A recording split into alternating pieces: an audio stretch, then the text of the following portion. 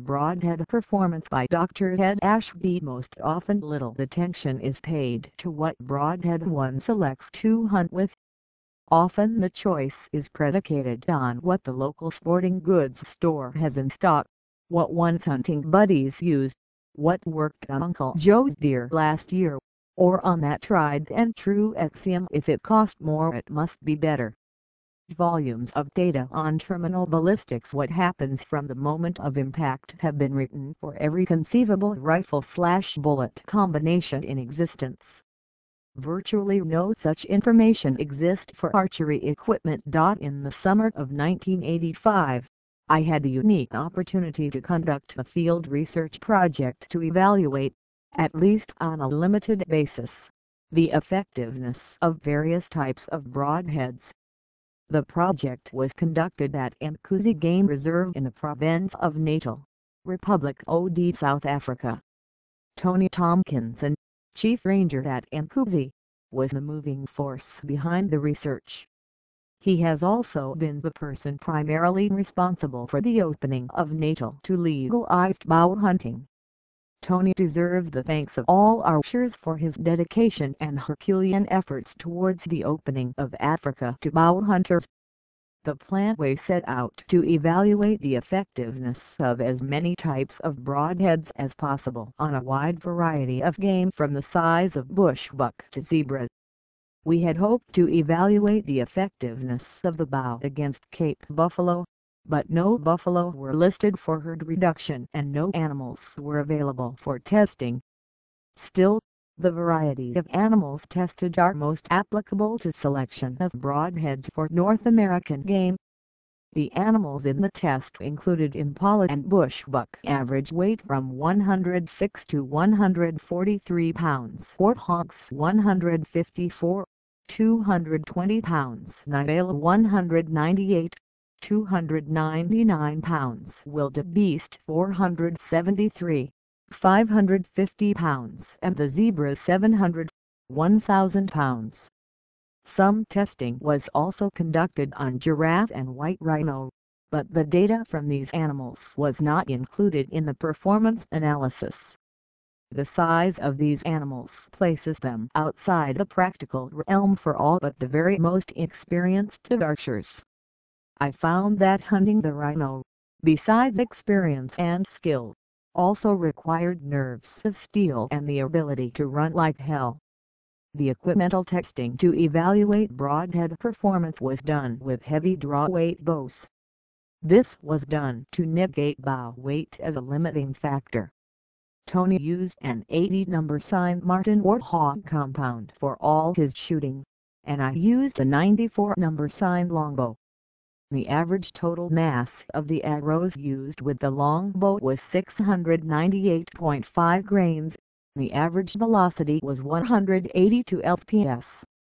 The mass and velocity, of necessity, varied with the different broadheads.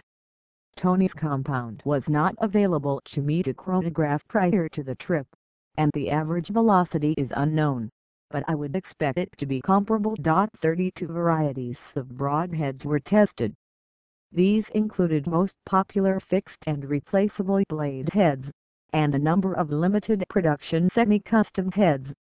Methods data was accumulated using two different sources. One was animals hunted and taken solely with a bow. This method was employed to the maximum extent possible. Where more detailed evaluation of a particular shot was desired, the animal was taken with a rifle, being careful not to damage any tissue even remotely near the site for the test shot, then positioned and shot with the arrow. These simulated test shots were taken immediately to minimize the effects of tissue change. Each shot was evaluated by wound channel examination and by dissection. All field evaluations were tape recorded and later transferred to written shot evaluation forms. Where field evaluation was not complete enough, such as shots into the spine, the animal was returned to the slaughterhouse for dissection and detailed shot evaluation. The data was transferred to a computer database program for analysis. Shots taken on animals previously killed with a rifle were rated as lethal if 1. A major nerve center was penetrated, 2. A major blood vessel was severed, 3. The thorax was penetrated and a vital organ hit, 4. A major visceral organ was hit, i.e., kidney, liver, etc. All usable meat from animals taken was salvaged. Non-usable parts were used in the predator feeding program at Mkuzi. The data from 154 shot records was included in the database for evaluation of Broadhead performance. The accompanying tables and graphs present the representation of a small portion of the data. Some of the questions that we proposed to address were: 1. What are the most lethal shot angles? 2. What shot angles offer the least chance of a lethal hit? 3. Which style of head gives the greatest portion of lethal hits on the most difficult shot angles? 4. Is there a significant difference in penetration among the types of heads, and, if so, which penetrates best when soft muscle, connective tissue, etc., and hard bone tissue is hit? And 5. Would a restriction on what types of heads could be used on what class of animal be appropriate? The analysis based upon such a limited number of test reports certainly is open to criticism. This study is, however, the most extensive uniform methodology analysis of Broadhead performance ever performed to date on actual game animals. The results, and most definitely my conclusions from those results, will most assuredly be controversial. The analysis itself, however, was performed as uniformly and unbiasedly as possible. One of the striking features noted during the testing was that a large number of the broadheads tested were very fragile, often bending or breaking whether bone was hit or not. Table I and Graph I reflect an evaluation of the different types of broadheads and the percentage damaged during testing. The rigid two-blade, or more accurately, single blade with two cutting edges broadheads, proved to be significantly more resistant to damage than either the rigid multi-blades or the replaceable blade type of broadheads. Table II and Graph II are the result of the evaluation of the probability of a hit being lethal based upon the hit location. Hits from directly in front, into the brisket, and shots from a forward quartering angle that hit back of the shoulder blade to differentiate from shots taken into the very tough neck-shoulder junction area were 100% lethal, but this was based upon a very limited number of shots. There were 25 shots quartering from the rear forward, with 24 of these being lethal hits. It is of little surprise that this shot is generally regarded by experienced bow hunters as the very best. Not only does it position the hunter so that he may move freely to position for the shot, but also gives a great probability of a quickly lethal hit. It is somewhat disturbing that almost 30% of the broadside shots into the chest-shoulder area were non-lethal. This has long been considered the classic shot. The rump hit proved fatal just over half the time. Its lethality proved dependent on 1. Whether the femur is hit, 2. Whether the head can break the femur to reach the femoral artery and iliac vessels just deep of the femur, or 3. Whether the hit is medial to the femur and penetration is deep enough to reach the vessels. Significant penetration is required on a large animal such as a zebra. As had been expected from past experiences, the toughest shot on which to make a kill was into the area of the neck-shoulder junction. Table II and Graphs II reflect the further analysis of broadhead shots when single-blade heads are compared to multi-blade heads. It addresses 4 scenarios. 1. The percent of hits that are lethal when single-blade heads are compared to all multi-blades, regardless of hit location. 2. When only shots that hit heavy shoulder blades are considered. 3. When a rib is hit on entrance. And 4. When the hit is in the area of the neck-shoulder junction. Among the 16 scapula hits with single-blade broadheads, 12 penetrated the scapula, shoulder blade and rib cage to enter the thorax to be lethal hits. 4 failed to reach the thorax. An Anderson 245 shot as a single-blade penetration was 3/8 into the scapula, a black diamond which, according to the field notes, bent into a long curve on impact with a zebra scapula, a premium by which hit a warthog scapula and bent. At a 90-degree angle, arrow deflected, head destroyed, and a grizzly which penetrated the thickest part of a zebra scapula and the rib, but did not enter the thorax sufficiently to be lethal. Only 3 of the 3-blade heads hit a scapula, 2 Rocky Mountain razors, 1 on a zebra, 1 on a wildebeest and a bodkin zebra. None penetrated the scapula. Among the 4, 5, and 6-blade heads, there were 8 hits on the scapula. Only 2 of these penetrated the bone, an interceptor which penetrated the zebra scapula, and a coal pin 6 used on a warthog. The coal pin 6 achieved 10 of penetration, but most of the blades 5 of 6 were sheared off and left in the scapula. If the analysis of the effect of hitting bone on entrance is carried one step further, in order to see the effect of hitting a rib on entrance, all hits with single-blade heads were lethal 100%. They averaged 19.1 penetration, table IV and graph VII. There were 10 shots in this group. Among 3-blade heads, only 3 shots hit ribs on entrance, and only 1 of these, a snuffer that chipped a rib on entrance on a warthog, penetrated to be a lethal hit 33.3%. Penetration on this shot was 14. The 2 non-lethal hits were both with 150 gr. Rocky Mountain razors, 1 on an Nyala, and 1 on a wildebeest.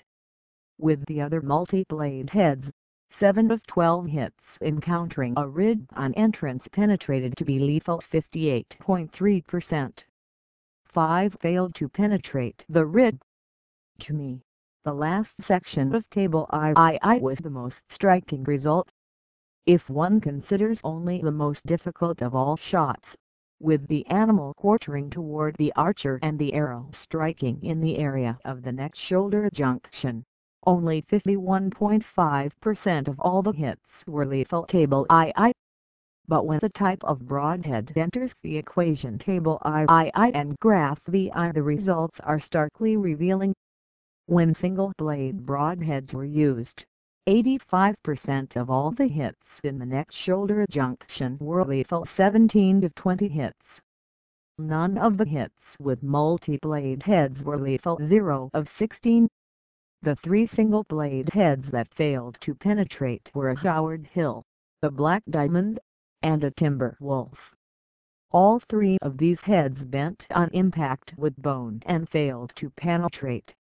The bulk of these lethal shots, 8 of 17 with the single-blade heads, were on the animal we judged to have the heaviest bone structure of all the test animals, the wildebeest. The wildebeest also has an average skin thickness of 8 mm. Most shots with the multi-blade heads were taken on lighter-built animals, all but 2 were on light animals, i.e., warthogs, Nyala, and impala. A glance at table IV and graph VII reveals that when a bone of any type is hit, the single-blade head offers vastly superior penetration. Even when only soft tissue is hit, the single-blade heads penetrated substantially better than the multi-blade heads. If the thorax is entered, the superior penetration of the single blade would be offset, to some degree, by the greater cutting area of the multi-blade heads. But, there is a significant reduction in the percentage of the shots reaching the lethal area with multi-blade heads. The strongest point of the rigid single-blade head is the vastly superior penetration. Nowhere was this more evident than when analysis was completed on shots that hit the vertebral column. There were 12 hits in the vertebral column with single-blade heads. 10 of these penetrating sufficiently to sever the spinal cord. 83.3%.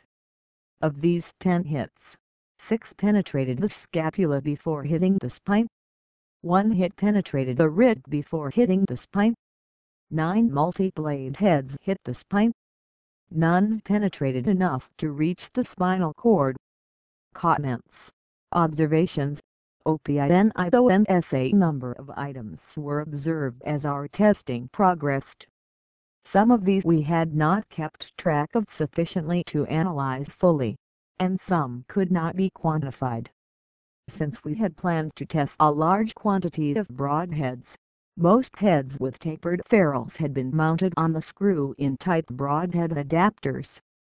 Most replaceable blade heads have this screw-in type mounting system integral with the broadhead. This appears to be a weak link in the arrow/broadhead system. A large number of the adapters bent on both soft and hard tissue hits. It appears that it would be advantageous to use a fixed broadhead taper mounting system, especially for medium and large animals. Several shots were tried with the free rotating type broadhead adapters. Claimed benefits are truer flight, less tendency to wind plane, and deeper penetration. Head can rotate freely away from a bone when one is hit. Sufficient shots were not recorded to verify or refute these claims. These adapters appear to be at least as strong and bend resistant as conventional screw-in adapters, which, as noted, left something to be desired. No increase in penetration was apparent. Some testing was also done with various arrow shaft materials. During analysis it was determined that there was not sufficient data with the other variables remaining constant for definitive conclusions to be drawn. It did appear that there was a definite lower limit to arrow mass, regardless of shaft material, for adequate penetration, even with the best of broadheads. Adequate penetration appeared to require a total arrow mass of at least 650 grains if any bones at all were encountered. There also appears to be a marked increase in penetration occurring when the total mass was in the 800 to 900 plus grain range. These super heavy arrows would appear to be ideal in a controlled shot situation for heavy animals, such as bear over bait. It has long been claimed that multi-blade broadheads leave a better blood trail than single-blade heads.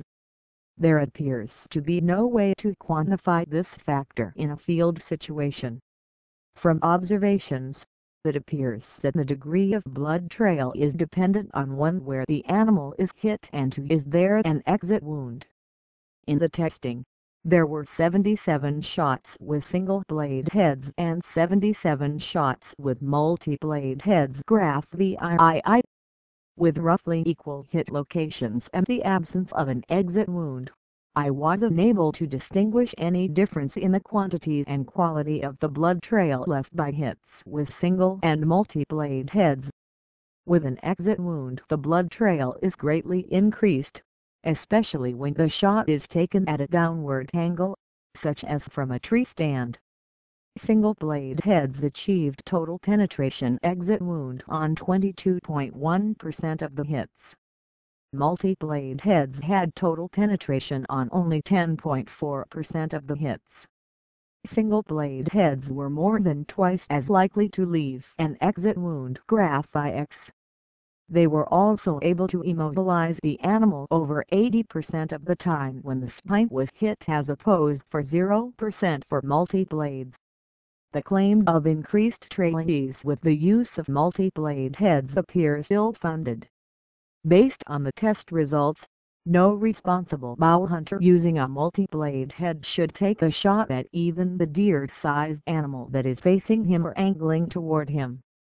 The chance of a hit into the non-lethal neck-shoulder area is too great.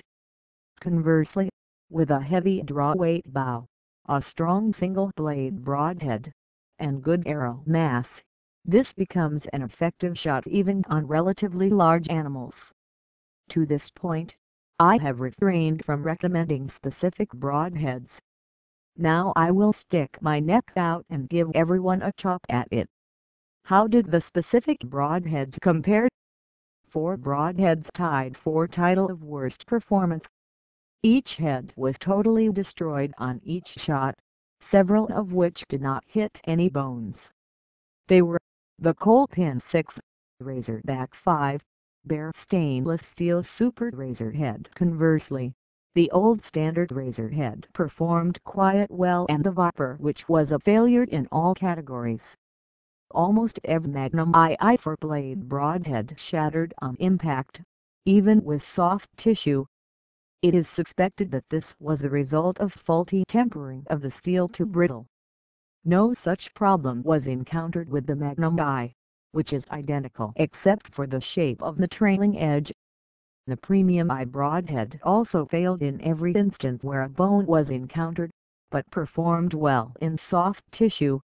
All replaceable blade-type broadheads proved fragile and gave inadequate penetration, particularly when bone was encountered. The best performer of this group was the Muzzy. Among rigid multi-blade broadheads, those offering the best performance were the Catclaw and the Interceptor. If one feels compelled to use a multi-blade broadhead, it would be difficult to find one that outperforms the Interceptor. A semi-custom head, the Interceptor may also be used as a single-blade head without the bleeder blade insert. In our testing, the Martin Brute was used only as a single-blade head, but it also accepts the Bear-type bleeder blade insert and may well be a good choice as a multi-blade broadhead for whitetail-size animals. Once one leaves the deer class animals, and even for large mule deer, a tough single blade is clearly the choice. Most of the tougher single blade heads performed well, but most also occasionally failed when heavy bone was encountered at an oblique angle. The Howard Hill and Black Diamond, both of which had long been favorites of mine for large animals, demonstrated a disturbing tendency to bend on this type of hit, as did the Timber Wolf and the Martin Brute. 3 broadheads took all we could throw at them and finished all the tests undamaged. Each gave outstanding performance. All were fairly heavy rigid single-blade broadheads. These were the best of the best. One was the old Ben Pearson Deadhead. No longer in production, it performed flawlessly. The second excellent performer was the Maxi Head. A semi-custom head, it features a long, slightly concave, cutting edge with serrations. My own personal choice for the award of the best broadhead tested is the Grizzly. The Grizzly, also a semi-custom head, is a large, long, extremely tough broadhead. It has a length 3 times its width. This broadhead is available in 2 hardnesses, Rockwell 44 and 55, and in several weights. Only the heaviest, at 190 grains, was tested. Only one shot was taken with the softer 44 hardness head, and the tip was slightly flattened after penetrating the wildebeest shoulder blade on a neck-shoulder junction shot. Penetration was 12 inches. Only one non-lethal shot was recorded with the Grizzly head. This was on a large, approximately 1,000 pounds zebra stallion. To quote the field notes, this shot went through the thickest part of the scapula, one of bone, into a rib, did not reach into the thorax. The 55 hardness Grizzly was not damaged on any of the shots. And what shots?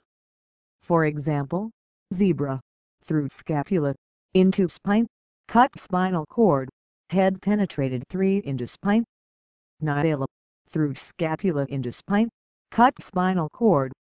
Wildebeest, neck shoulder shot, through scapula, through thorax, cut rib on opposite side. Bushbuck, hit right gut, cut left femur below ball joint, exited left hip. Progressively more difficult shots were taken with the Grizzly broadhead in an attempt to find the limits of its performance. I found myself actually looking for shots that I felt would not be lethal.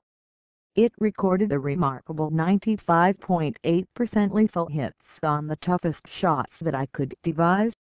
It was 100% lethal on those tough neck-shoulder shots, and 75% of those neck-shoulder shots were on the toughest animal tested, the wildebeest.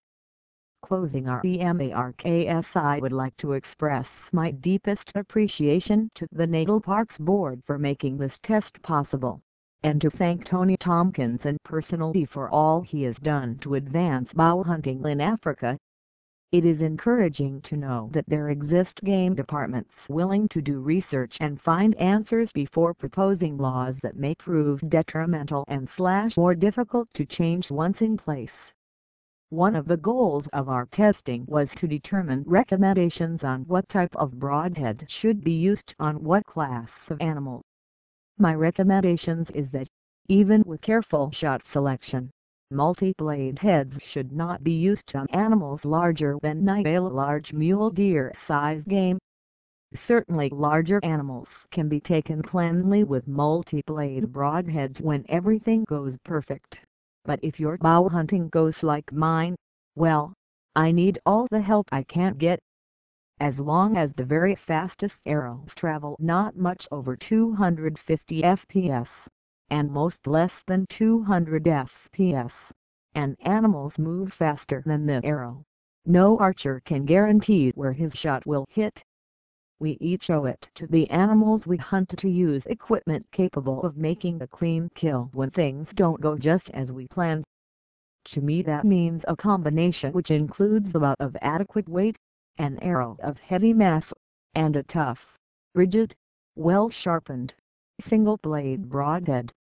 Table I broadheads damaged or destroyed by shot: rigid single-blade broadheads 15.5%, rigid multi-blade broadheads 50.0%, replacement blade type broadheads 64.0%. Table I percent lethal hits by shot angle: all broadheads quartering from front hits back of shoulder blade 100.0%, frontal hits 100.0%, quartering from rear 96.0%, broadside 71.8%, rear rump 54.5%, area of neck shoulder junction 51.5%. Table I percent lethal by type of shot and type of broadhead: broadside, single blade broadheads 81.8%, broadside, multi-blade broadheads 64.9%, broadside, single blade broadheads,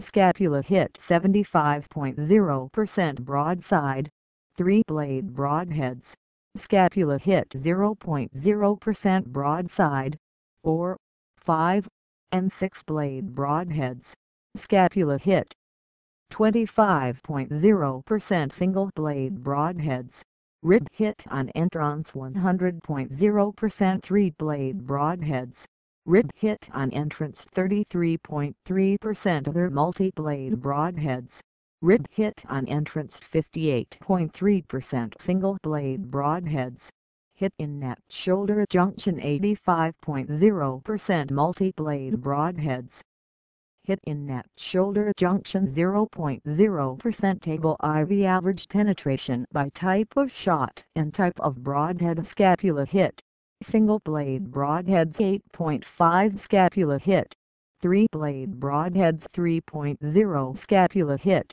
four blade broadheads 4.1, rib hit on entrance, single blade broadheads 19.1, rib hit on entrance, three blade broadheads 8.3, rib hit on entrance, four-blade broadheads 11.9, all soft tissue hit, single-blade broadheads 24.9, all soft tissue hit, three-blade broadheads 20.5, all soft tissue hit, 4, 5, and 6-blade broadheads 16.6. Collateral research data: hunting rate: R.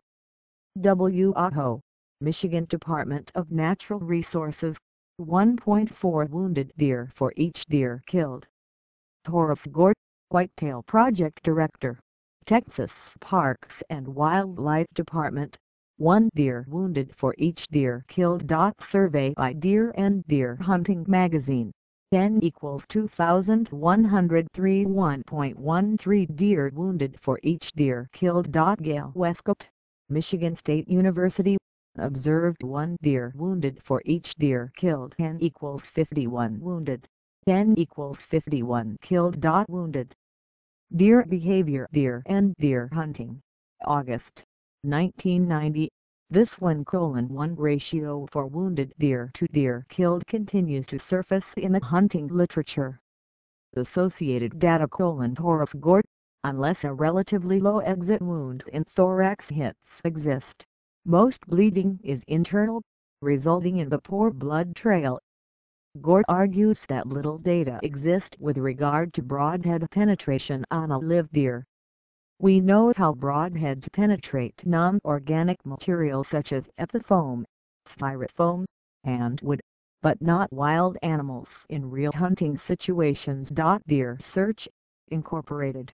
Chest hits in which an arrow only penetrates one lung presents very difficult tracking problems.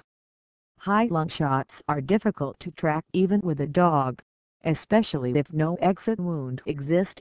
Shot placement. Gail Westcott, 56% of hits on broadside shots resulted in unrecovered deer.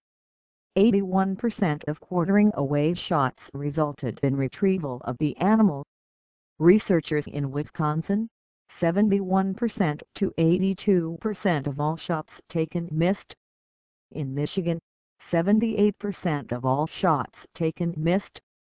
Horace Gort concluded that shot placement is, for all practical purposes, random. Historical wounding rate at Bourne, Waste in the Woods, Wisconsin Conservation Bulletin No. 22, 1957, 7% wounding rate for bow-hunted whitetails. Stormer, et al. Hunter-inflicted wounding on white-tailed deer, Wildlife Society Bulletin No. 71, 1979, 17% to 32% wounding rate for bow-hunted deer over a 4-year study period. In Indiana, postulates based on arrow penetration test of game animals. 1. Many broadheads are too fragile, bending or breaking on impact, thus limiting penetration. 2. Rigid single-blade broadheads are the least prone to damage on impact. 3. The most lethal shot angle is with the animal quartering away from the archer. 4. The least lethal shot angle is with the animal quartering towards the archer and the shot hitting in the neck-shoulder junction area. 5. All multi-blade broadheads offer insufficient penetration when heavy bone is encountered. 6. Single-blade broadheads penetrate significantly better than multi-blade broadheads in both soft and hard animal tissue. 7. 4 and 5-blade heads penetrate better than 3-blade heads. Greater than 8. When a rig is hit on entrance, a single-blade broadhead is almost twice as likely to be lethal as 4, 5, and 6-blade heads and 3 times as likely as 3-blade heads. 9.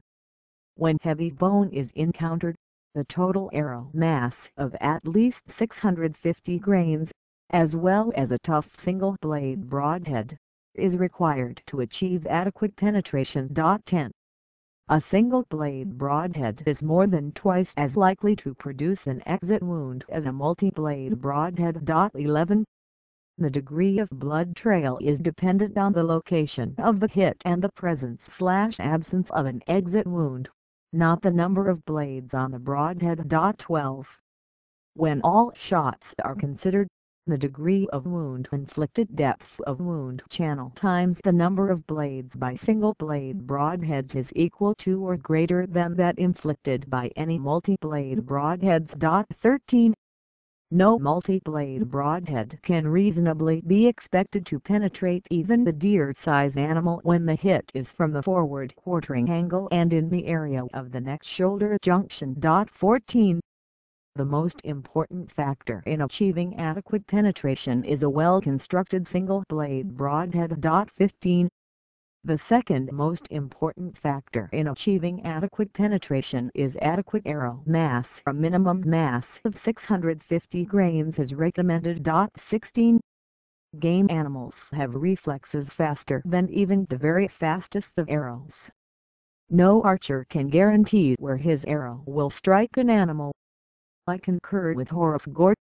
In bow hunting, shot placement is, for practical purposes, random. Broadheads tested 1. Muffy 2. Anderson 2453. Howard Hill for Premium IN 25. Black Diamond Eskimo 6. Bear SUPR or Stainless Steel 7. Old Bear RAZORH 88. Alaskan 9. PSE Brute 3 versions 10. KOLPIN 611. CADCLW 12.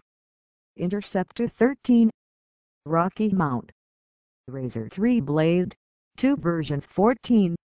Rocky Mount Supreme 4 Blade 15. Black COBERH 80 16. Ripper Black Copperhead Serrated 17.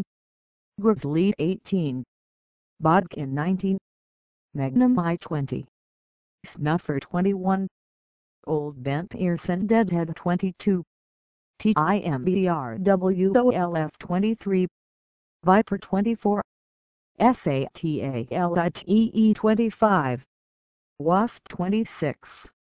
Maxi Head 27. Razorback 28. Thunderhead 2 versions 29.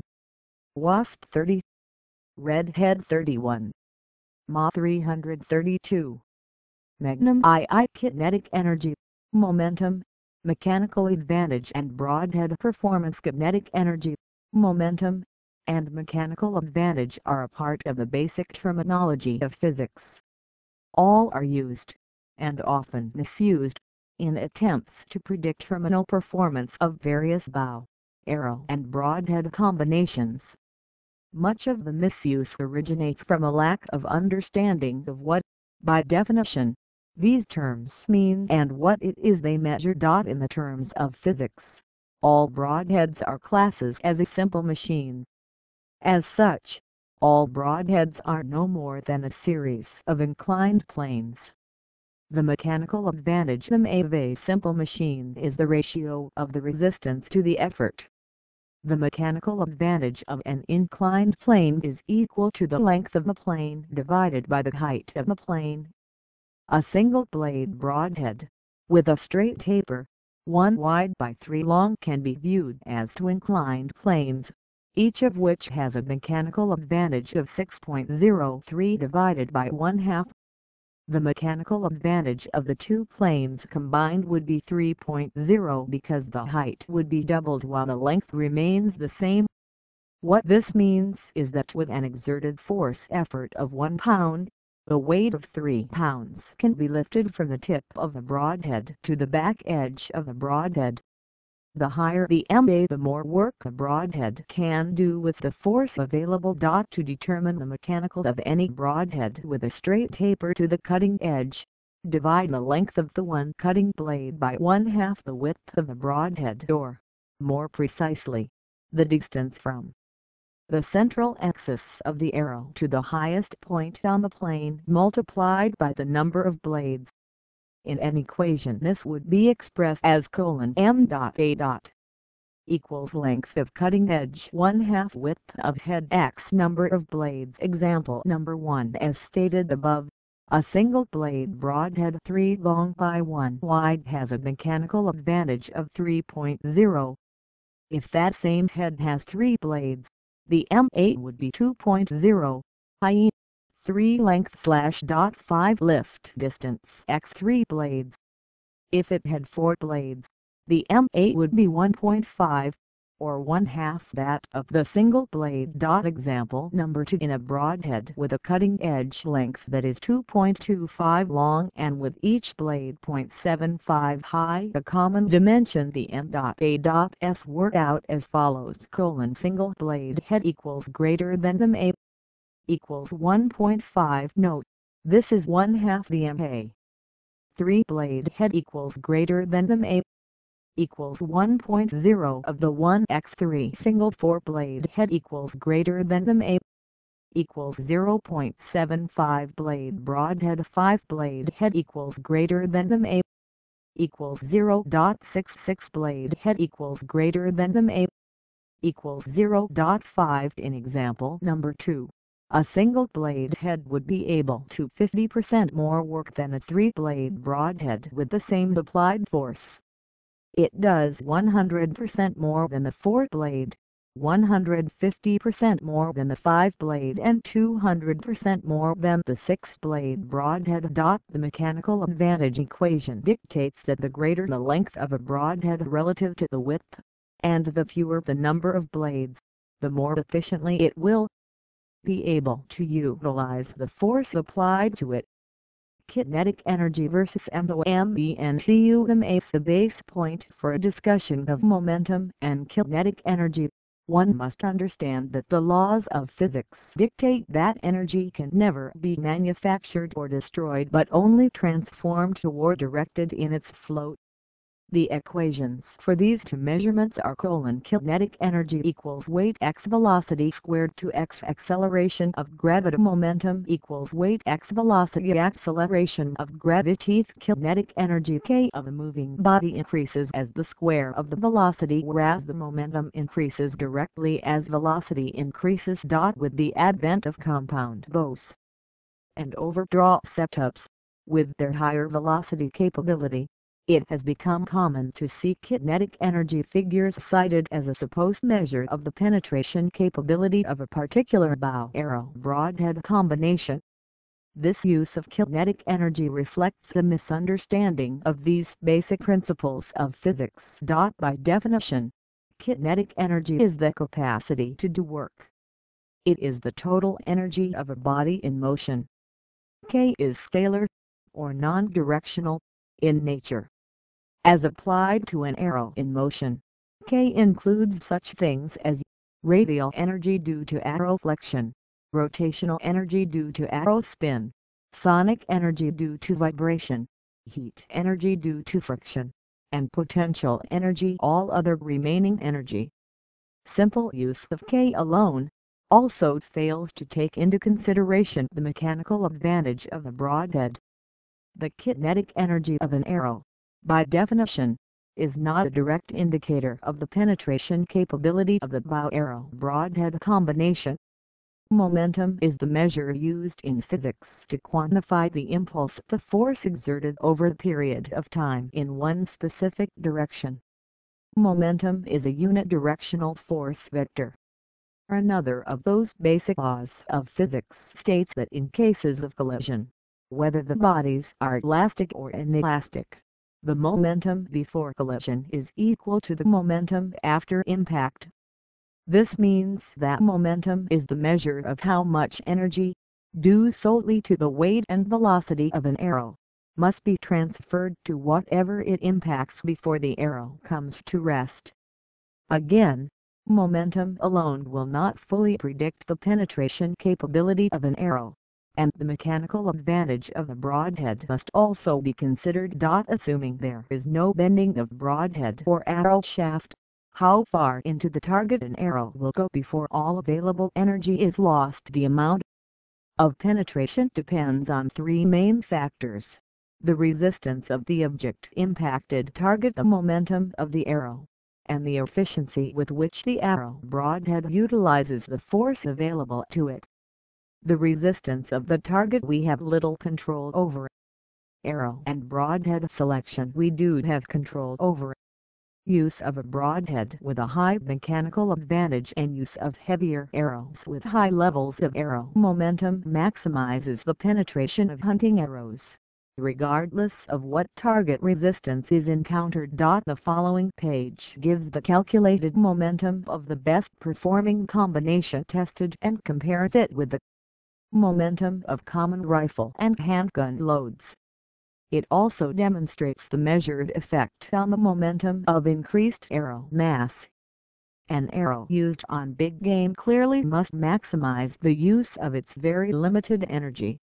There is no excess to spare! Exclamation point. Graph XIV is intended to allow the reader to calculate various arrow mass, weight and velocity combinations that will give a momentum equal to the best of those used in the Broadhead performance study. It will be noted that, with current equipment, it is impossible to generate this amount of momentum with lightweight arrows. Even at an arrow mass of 520 grains, the velocity needs to be near 250 feet per second, yet a heavy arrow of 740 grains need only be traveling a little over 160 feet per second to reach this level of momentum, a velocity fully within the capability of most conventional and compound bows. Momentum and mass. Momentum equals mass in pounds.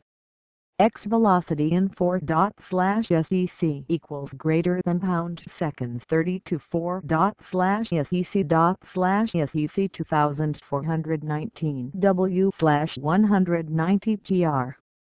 Grizzly 710 gr. At 180.5 feet/seconds.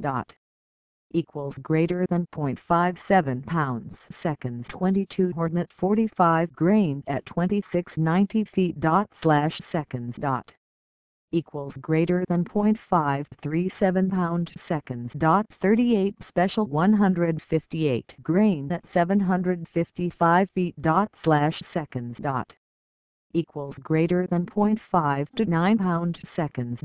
357 Magnum 158 grain at 1250 feet/seconds. Equals greater than 0.88 pound seconds to achieve 0.57 pound seconds of momentum: the momentum of the best performing arrow/broadhead combinations in study, all of which had broadheads of 3.0 mechanical advantage.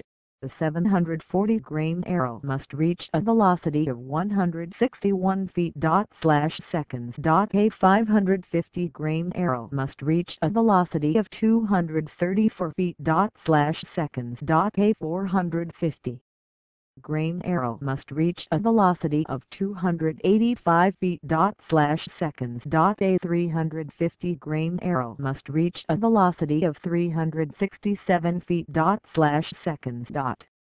The effect of increased arrow mass: with 94 number sign longbow: arrow of 650 grains has 184.5 fps velocity and momentum equals 0.54 pound seconds, approximately the same as a 0.38 special factory load. When arrow mass is increased to 1286 grains, velocity is 154 fps and momentum equals 0.88, equal to a 0.357 Magnum factory load. In this example, an increase in arrow mass of 98% results in a velocity decrease of 16.6% and a momentum increase of 63%.